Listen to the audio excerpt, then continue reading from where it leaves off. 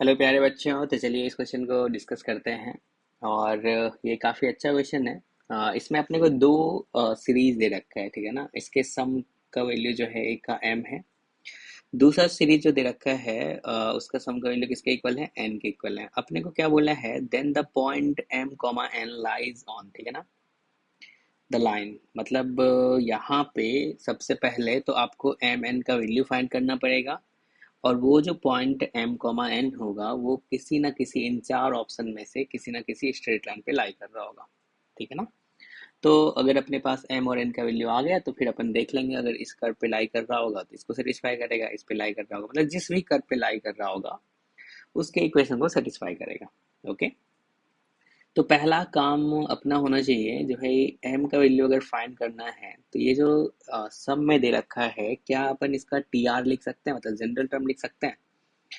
पहला देखिए, one upon square root of one plus square root of two लिखा है, ठीक है ना। अगर ये टी वन है तो ये वन और ये टू लिखा है, टी टू में देखिए टू और थ्री लिखा है। तो अगर अपन टी आर के बारे में बात करें तो क्या लिख सकते हैं, square root of R plus square root of R plus one लिख सकते हैं। ओके। यहाँ पे इस क्वेश्चन को देख के आपको लग रहा होगा इस सम को जी, यार ये तो वी एन मेथड में जाएगा ही, ठीक है ना। तो हमने इसको क्या किया, जो रेशनलाइज कर लिया, क्योंकि दोनों का डिफरेंस जो है अपने को वन दिख रहा है। तो हमने पहला काम क्या किया, रेशनलाइज कर लिया। रेशनलाइज करते ही यहाँ पे a plus B into A minus B जैसा दिख रहा है। तो इसका वैल्यू किसके इक्वल हो जाएगा, A square minus B square के इक्वल होगा। तो आप क्या लिख दोगे, ये R plus one minus R किसके इक्वल आ गया, वन के इक्वल आ गया, ठीक है ना। तो न्यूमरेटर में तो square root of R plus one minus square root of R होगा, और डिनोमिनेटर वाले पार्ट में वन हो जाएगा, ठीक है ना। क्लियर है। अब अगर इसको वी आर बोलोगे तो आपको दिख रहा है आर को अगर आर प्लस वन से रिप्लेस कर रहे हैं तो ये वाला टर्म बन रहा है।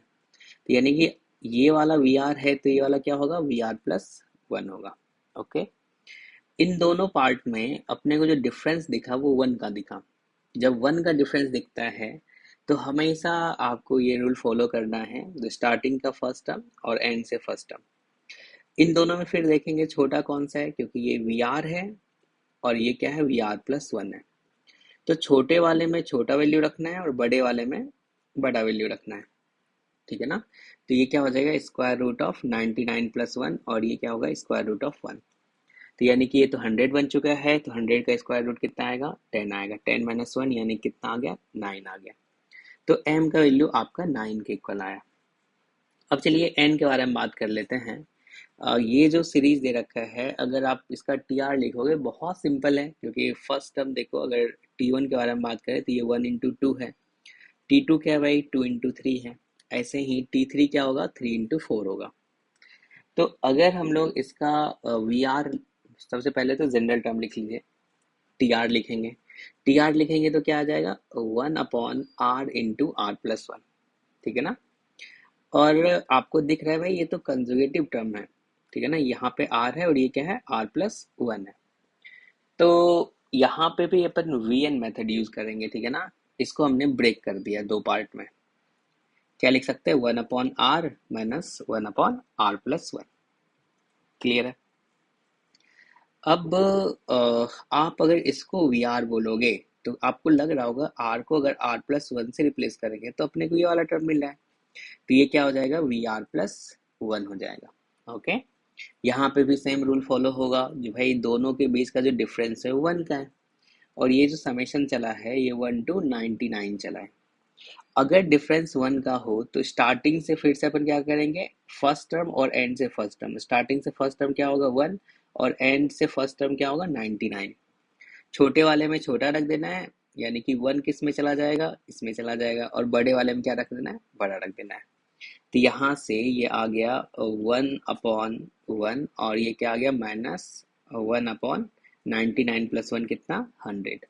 इसको सिंप्लीफाई करोगे तो आपको जो मिला है वो क्या मिला, 99/100 मिला।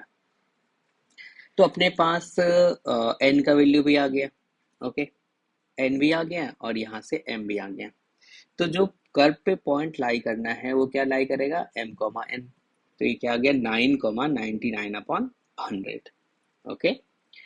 अब इन ऑप्शन में से आपको चेक करना है जो है किस कर्व पे लाई कर रहा है, एक एक करके चेक करोगे तो आपको दिख रहा है जो है ये सेकंड कर्व पे लाई कर रहा है, ठीक है ना।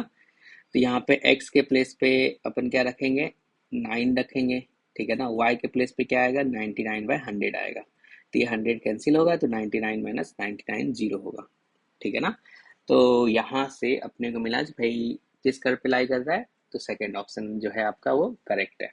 ओके, सिंपल सा क्वेश्चन है। अपन कह सकते हैं वीएन मेथड पे एक सिंपल सा प्रॉब्लम, ठीक है ना।